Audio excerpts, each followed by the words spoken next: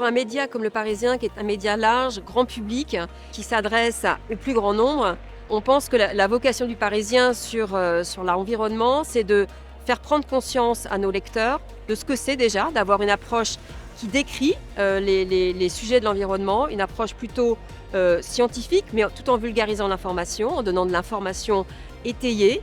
Et c'est un média qui, de par sa proximité avec ses lecteurs, peut mettre en avant beaucoup d'initiatives locales qui montrent que l'on peut changer les choses et de donner des clés pour agir à nos lecteurs de façon simple, concrète, pratique, qui évite d'être dans un univers d'éco-anxiété qui, on le sait, est difficile aujourd'hui quand on voit les sujets de l'environnement qui perturbent beaucoup, surtout dans la population jeune. Le Parisien a créé une section qui s'appelle Mater il y a déjà maintenant 2 ans.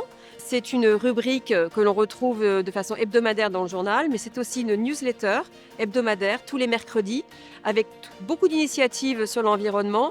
On a des journalistes qui sont très engagés au Parisien. On a 3 journalistes qui sont responsables de l'environnement et qui n'hésitent pas eux-mêmes aussi à expérimenter des choses, comme par exemple notre journaliste Émilie Torgeman qui a pendant 2 semaines été locavore et ensuite a pu restituer son expérience auprès des lecteurs. Et on a aussi des expériences plus concrètes. On a des challenges qu'on appelle Mater, des challenges Mater, où on fait venir des franciliens autour d'un projet comme ramasser les mégots sur les Champs-Élysées.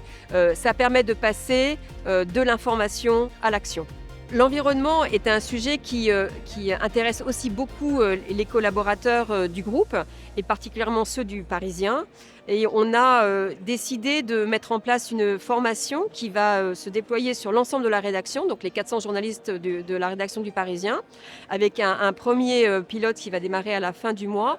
Et cette formation va permettre de donner des bases aussi scientifiques à tous les journalistes pour comprendre le phénomène du réchauffement climatique et pouvoir ensuite en parler plus facilement dans leur sujet.